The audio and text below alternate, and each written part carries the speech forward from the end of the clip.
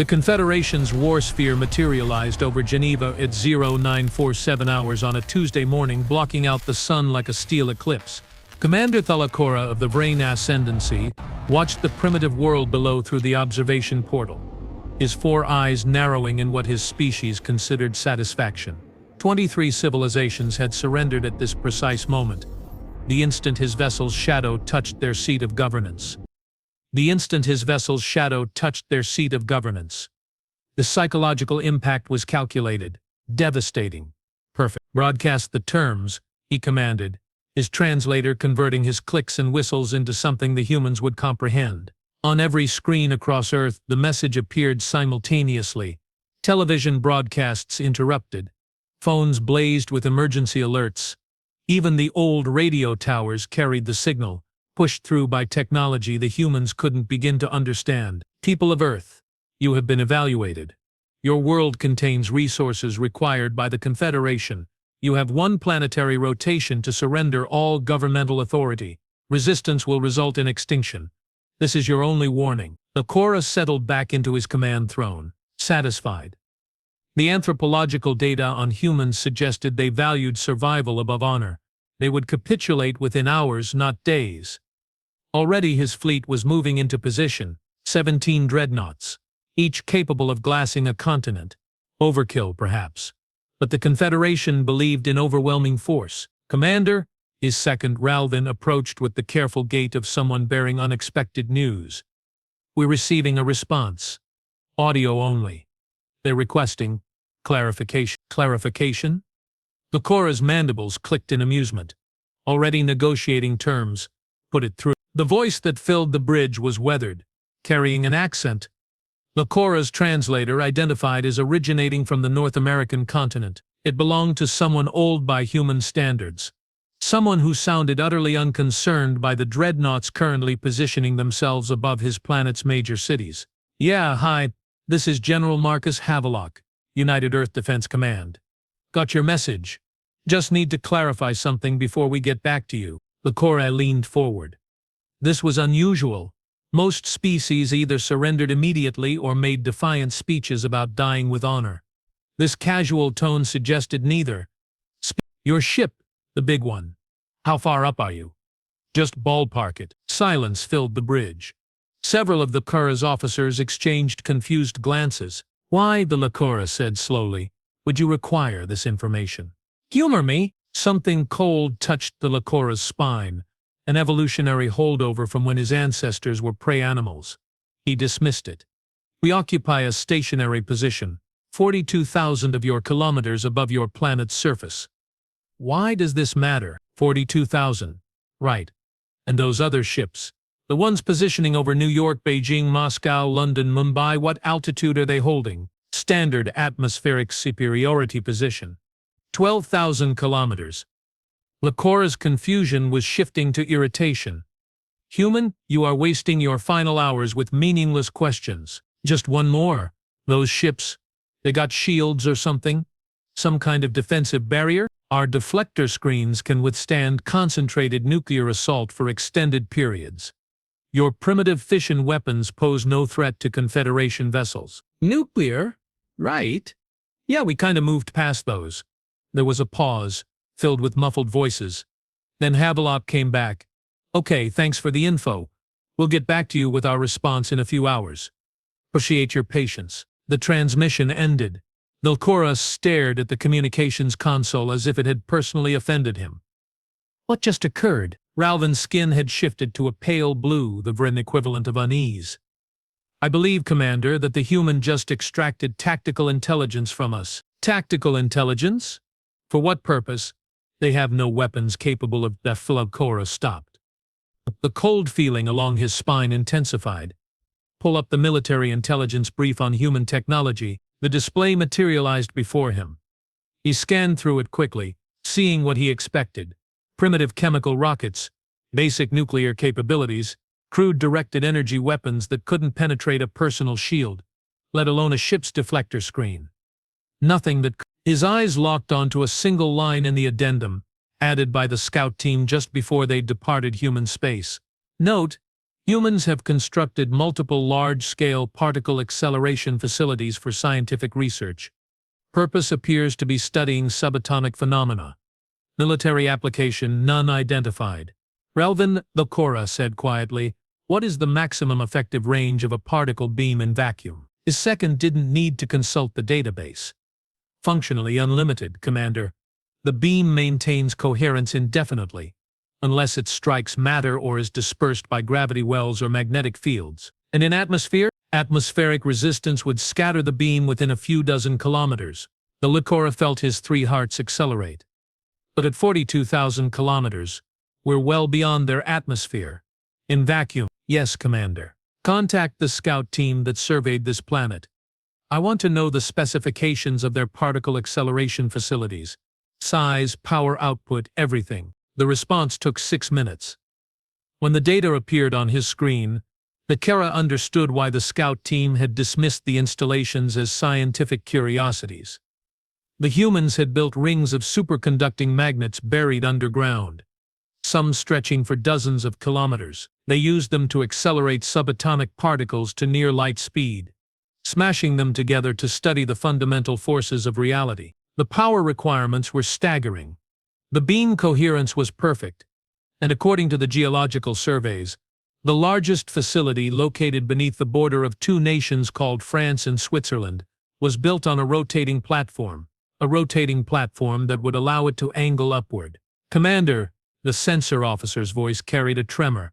We're detecting a massive power surge on the planet's surface, Geneva region. It's Commander. It's drawing more energy than some of our industrial colonies use in a year. Evasive maneuvers, the Salkara ordered, but he already knew it was too late. You couldn't dodge light-speed weapons.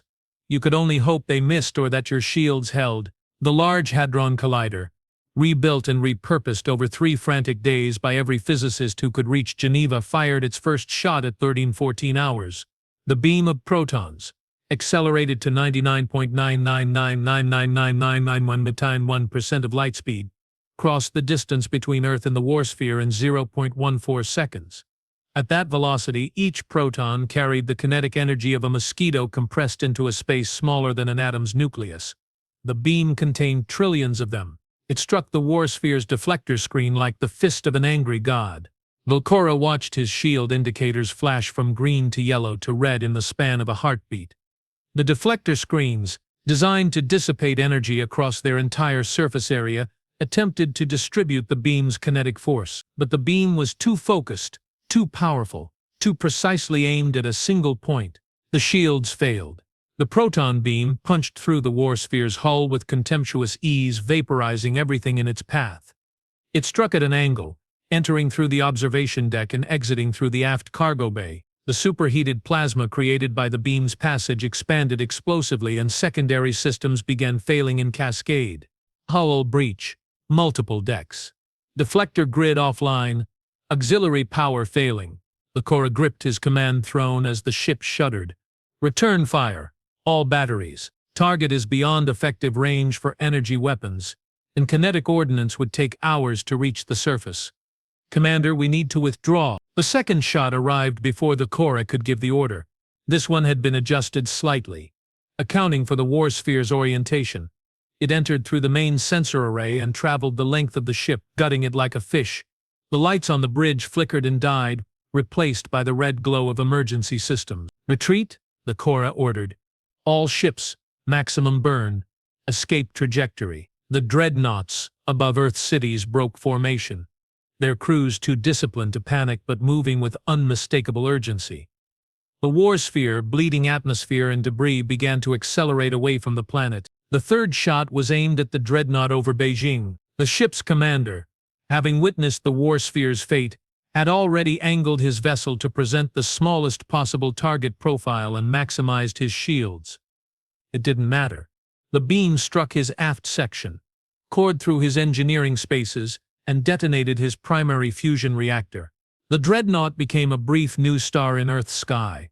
General Marcus Havelock stood in the hastily constructed command center adjacent to CERN's main facility, watching the tactical display with grim satisfaction. Around him, Physicists who'd spent their careers studying the nature of reality now calculated firing solutions and adjusted beam parameters. A Nobel laureate operated the targeting computer. 2 Fields Medal winners managed the power distribution. Dreadnought 7 is breaking orbit, reported Dr. Yuki Tanaka, her fingers dancing across her console. Trajectory suggests they're running. Let them go, Havelock said. Target the war sphere again. I want that thing crippled, not destroyed. Not yet. Why not? Asked Dr. James Okonkwo, looking up from his calculations. Because I want them to limp home and tell everyone what happened here. The 4th shot clipped the war sphere's engine assembly, reducing its acceleration by half. The 5th disabled its communications array. The 6th was a warning shot, passing close enough for the crew to detect but deliberately missing. Havelock opened the comm channel. Commander Thilakora, you still alive in there? The response took a moment. When it came, the commander's voice had lost its earlier confidence. I am functional. What manner of weapon is this? This is just a research tool. We use it to study the building blocks of the universe. But see, the thing about humans is that we're really good at repurposing scientific equipment. Havelock pulled up a schematic, transmitted it to the damaged war sphere. That's the one we're using on you. We've got 3 more on Earth alone. Mars has 2, and we've got plans for a bigger one. Ring around the whole damn planet if we need it. You're insane. Your planet doesn't have orbital infrastructure. Your species hasn't even colonized your own solar system. Yeah, we're working on that. Been a bit busy down here, inventing new branches of physics and arguing about whose turn it is to clean the oceans. But you know what we have done? We've spent the last 70 years figuring out how to kill each other more efficiently than anyone has a right to. And when you showed up this morning, we just redirected all that creativity at you. Havelock leaned closer to the microphone. Here's the thing, Commander. You gave us one chance to surrender. You broadcasted our deadline on every screen, every radio, every device on the planet. You told us exactly how long we had and exactly where your ships would be. So we used that time to measure range. On the tactical display, the war sphere and its surviving dreadnoughts continued their retreat, accelerating hard toward the outer system. They would be beyond effective range in another hour. You will transmit our response to your Confederation, Havelock continued. You will tell them that Earth declines their generous offer. You will tell them that we are not interested in their resources, their technology, or their protection. And you will tell them, his voice hardened, that if they come back, we won't aim to cripple. You cannot fight the entire Confederation. We have thousands of worlds, millions of ships, and every single one of them is made of matter. Congratulations, Commander. That's literally what our weapons are designed to destroy. The transmission ended. The Skora slumped in his command throne, watching his damage control teams struggle to contain the breaches, to restore basic systems, to keep his crew alive long enough to reach the jump point at the edge of the system. Around him, officers worked in stunned silence. Commander, Ralvan approached, his skin pale with shock. What do we report to the Confederation Council? The Kora thought about the humans' primitive rockets, their crude nuclear weapons, their complete lack of orbital infrastructure. He thought about the 23 civilizations that had surrendered at the sight of his fleet. He thought about the casual tone in General Havelock's voice as he explained how humans studied the fundamental forces of reality for fun and then weaponized their laboratories when threatened. We tell them the truth, he said finally. We tell them that we found a species that hasn't left their homeworld yet. A species that doesn't have deflector screens or antimatter weapons or quantum entanglement communicators. A species that's barely mastered fusion power. He paused, watching another piece of hull plating tear away from his ship and tumble into the void. And then we tell them that this species just destroyed a Confederation warfleet using their scientific equipment. We tell them that the humans didn't surrender. We tell them that the humans measured range. Will the Council listen? The Kora looked at his broken ship, his dead crew members, the dreadnought that was now a cloud of debris in orbit around the human homeworld. I don't know, but I pray to the ancestors that they do, because if they don't, if they send a full battle group to punish these humans for their defiance, I fear we'll learn just how creative a species can be when you give them a reason to be afraid. They didn't seem afraid, Commander. No, the Kora agreed softly. They didn't. That's what terrifies me. The Confederation Council assembled in the vast chamber of the Nexus station, Representatives from 400 species gathered to hear testimony about the incident at Sol 3. Word had already spread through the diplomatic channels, embellished, distorted, dismissed by some as impossible, but spreading nonetheless. Councillor Varesh of the Zenthari coalition called the session to order with a harmonic chime. We convened to address the failure of the 47th Expeditionary Fleet to secure Sol 3 locally designated Earth. Commander Thilakura, you will present your report. Lakura approached the central platform, moving with difficulty. His injuries were healing, but 3 of his limbs were still regenerating, and his primary eye had been replaced with a cybernetic prosthetic. Behind him, a holographic display showed the battle, if it could be called that. Honored Council, he began. I must first state that my report will sound improbable. I have reviewed the data multiple times. I have had my crew independently verify the findings. I have questioned my own competence and sanity. But the evidence is irrefutable. The display activated, showing the war sphere's approach to Earth. Initial contact proceeded according to standard protocols. The ultimatum was delivered with overwhelming force display. The human's response was atypical. The recording of Havelock's voice played through the chamber. Several counselors exchanged glances at the human's casual tone. The human commander engaged in what appeared to be idle conversation, extracting precise tactical data about our fleet positioning and defensive capabilities. I believed this was amateur negotiation. I was wrong. This was reconnaissance. The display shifted, showing the power surge in Geneva, the first beam strike, the catastrophic shield failure. Gasps and clicks of disbelief rippled through the assembled counselors. The weapon is a particle accelerator, a scientific research instrument that the humans repurposed in approximately 72 hours. It accelerates subatomic particles to relativistic speeds and projects them as a coherent beam. At orbital distances in vacuum conditions, it functions as a near-perfect directed energy weapon with functionally unlimited range. Councillor Brichtar, a massive crystalline being from the hegemony of shattered worlds, resonated with skepticism. You expect us to believe that a pre-spacefaring species defeated a Confederation warfleet with research equipment? I expect you to believe what I witnessed, Counselor. What cost me 1,700 crew members, 3 dreadnoughts, and my flagship? Lakura's voice carried an edge. The humans did not use military vessels. They used their Large Hadron Collider, a device built to study particle physics. They also referenced 3 additional facilities on Earth capable of similar function, plus 2 more on Mars. Mars? Their nearest planetary neighbor has no infrastructure. Our surveys are 8 years old, Counselor. It appears humans work quickly when motivated. The display showed the successive beam strikes, the dreadnought's destruction, the war sphere's crippling damage. Our deflector screens, rated to withstand sustained nuclear assault, failed within seconds. The beam's kinetic energy exceeded all projections for weapons we might encounter from a species at their technological level. Councillor Varesh leaned forward. What is your strategic assessment, Commander? Lakura had prepared for this question, had spent the entire journey home formulating his answer. The humans represent an unprecedented threat to Confederation security. The chamber erupted in clicks, whistles, and harmonic disagreements. They are confined to a single star system. They have no faster-than-light capability. One planet cannot threaten 400 worlds. Lakura waited for the noise to subside. You misunderstand the nature of the threat.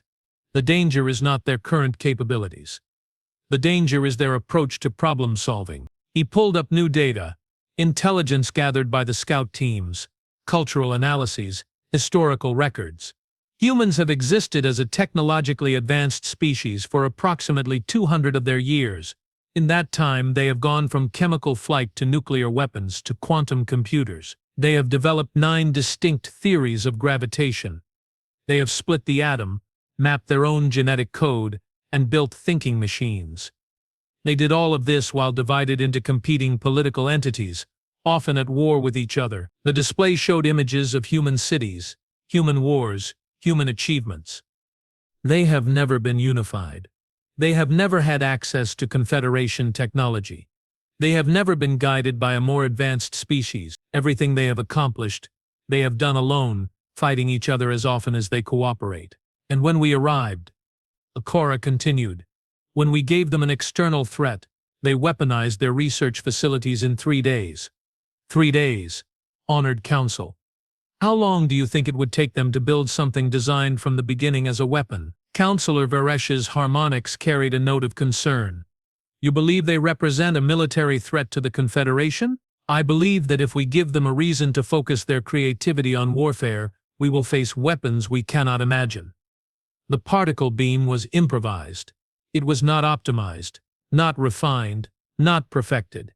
It was their first attempt, built under time constraints with equipment not designed for combat, and it destroyed my fleet. The Skara pulled up his final piece of evidence, a transmission intercepted from Earth's communications network recorded 3 days after the battle. It showed a human assembly, what their intelligence identified as the United Earth Defense Command's first official session. General Havelock stood at a podium, addressing a room full of military personnel and scientists. We got lucky. They gave us warning. They told us where they'd be, and they underestimated us. That won't happen again. So here's the new mandate. Everything we build from now on has a military application. Every space station is a weapons platform. Every scientific probe carries sensors for targeting. Every colony ship can be converted to a carrier. We're not just reaching for the stars anymore, people. We're fortifying them. The recording shifted to show technical schematics, plans for orbital defense grids, larger particle accelerators designed specifically for ship-to-ship combat, missile platforms disguised as communications satellites, and something called Project Helios, a solar-powered laser array that would use the sun itself as a power source. This was recorded 1 week after our retreat, Lakora said quietly. They are already planning their defense against our return. They assume we will return. Will we? Asked Councillor Brechter. That is for the Council to decide. But I urge you to consider carefully. The humans are not like the species we have incorporated into the Confederation. They do not value stability over innovation. They do not choose safety over risk. When threatened, they do not calculate the odds of survival. They calculate how to make the threat regret threatening them. Varesh's harmonics carried a contemplative frequency. What do you recommend? Quarantine, Lakora said immediately. Establish a perimeter around Solar System. Prevent them from expanding beyond their star.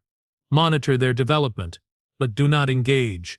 In 100 years, 200, perhaps they will mature into a species capable of peaceful integration, or perhaps they will destroy themselves. Their history suggests this is not impossible.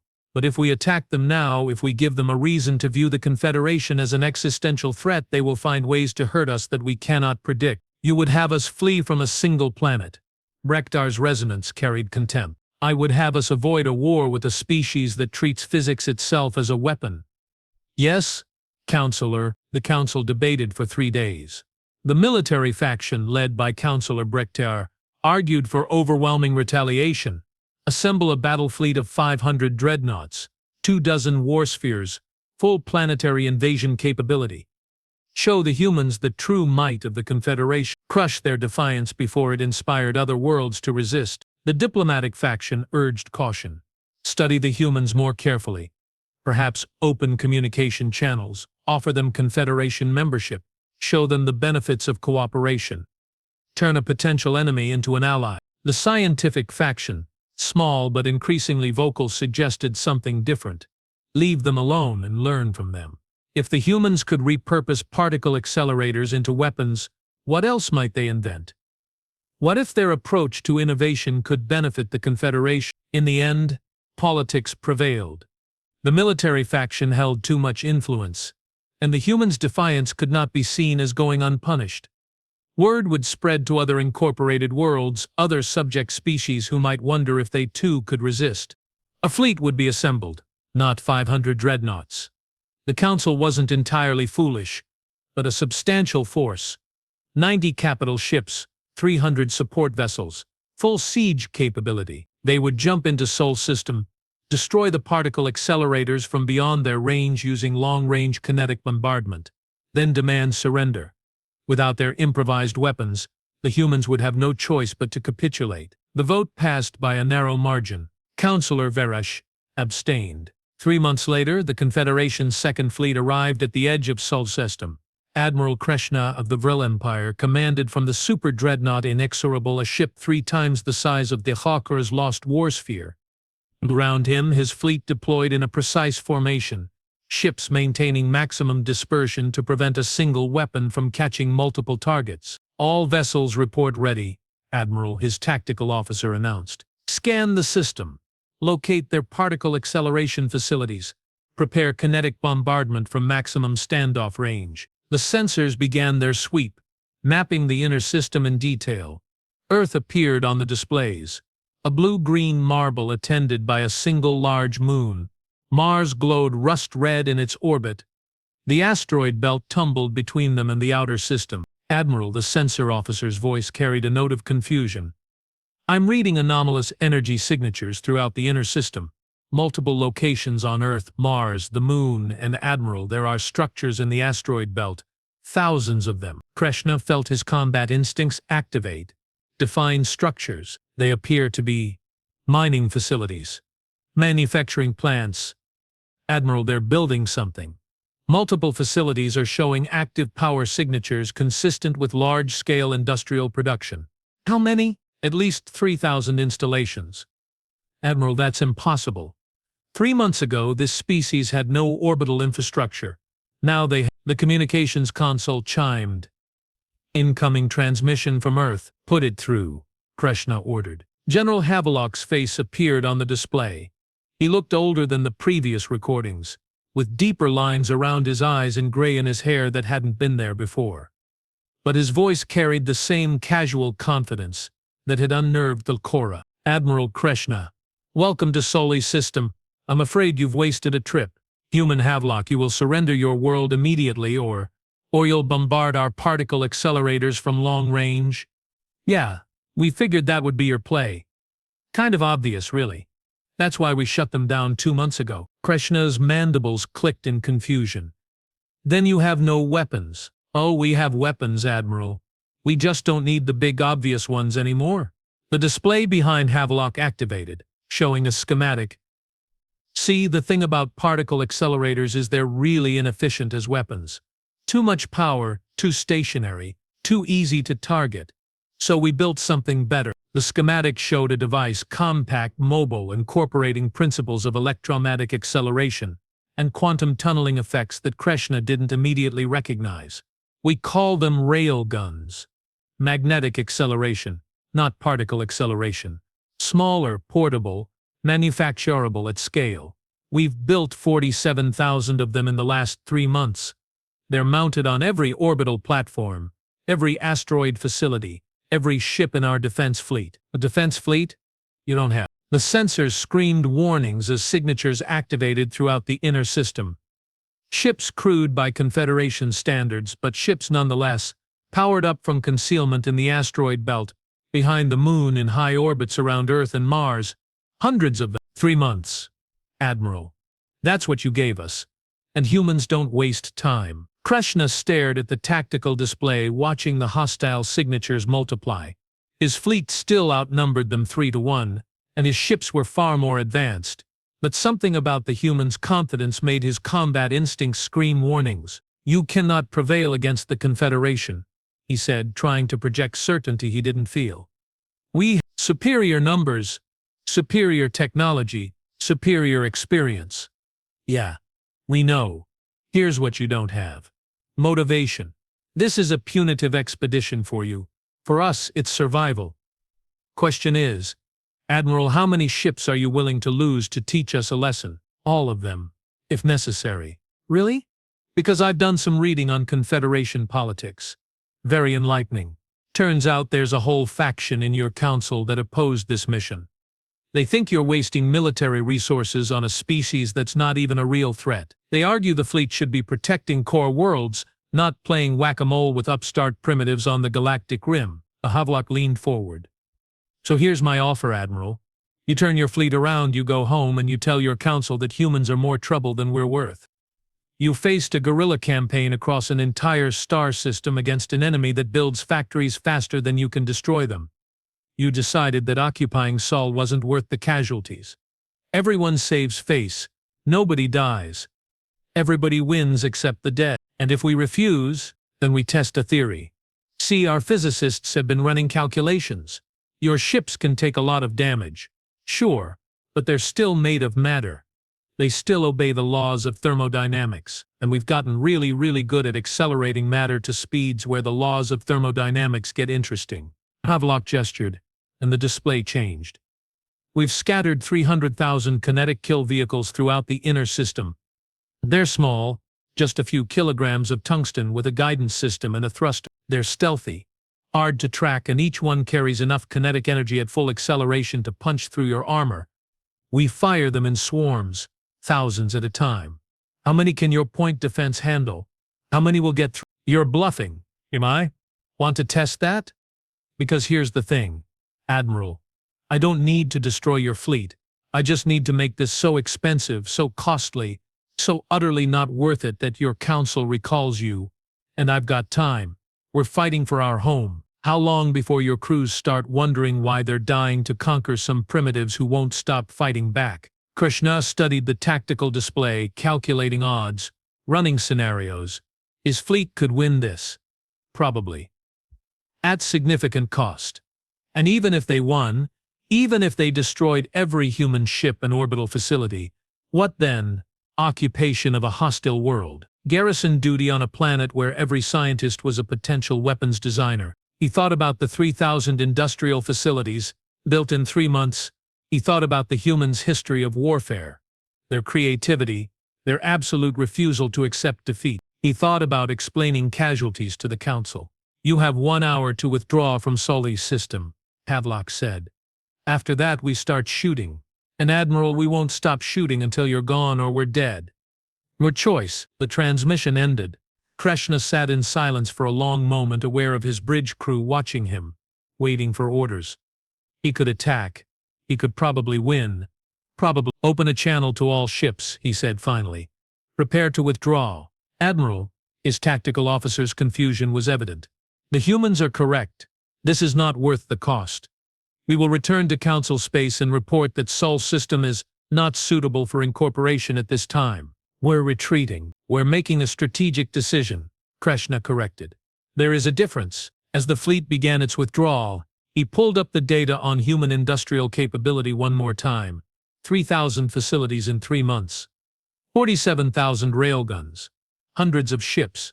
And this was just their opening move. What would they build in a year? In 10 years? The Confederation had made a grave mistake. He realized. They had given the humans a deadline to surrender. The humans had used it to measure range. Then they'd given the humans 3 months to prepare. The humans had used it to industrialize their solar system. The Confederation needed to stop giving humans deadlines. 2 weeks later, Councillor Veras received a private transmission through back channels, routed through intermediaries to maintain deniability. It came from Earth. Counselor, General Havelock's recorded message began. I'm sending this to you specifically because our intelligence suggests you abstained from the vote to attack us. I'm hoping that means you're a CERM who can be reasoned with. Your fleet withdrew. Thank you for that. But we both know this isn't over.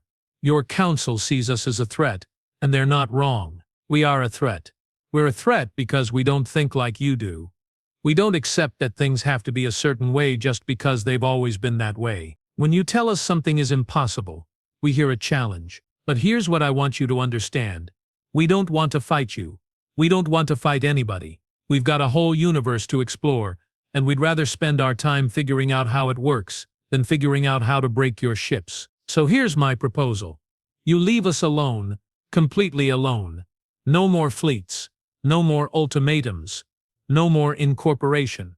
Give us 50 years, and we'll have spread across this arm of the galaxy. Give us 100, and we'll have developed technology that makes your Confederation look like we looked to you 3 months ago. And at that point we can talk. As equal. Or you can keep sending fleets, and we'll keep building weapons. And eventually somebody's going to develop something so destructive that it makes the particle beam look like a firecracker. Maybe it'll be us. Maybe it'll be you. But either way, a lot of people will die for no good reason. Your choice, Counselor. Let us grow in peace. Or water the stars with blood. I know which one I prefer. The message ended. Varesh sat in silence.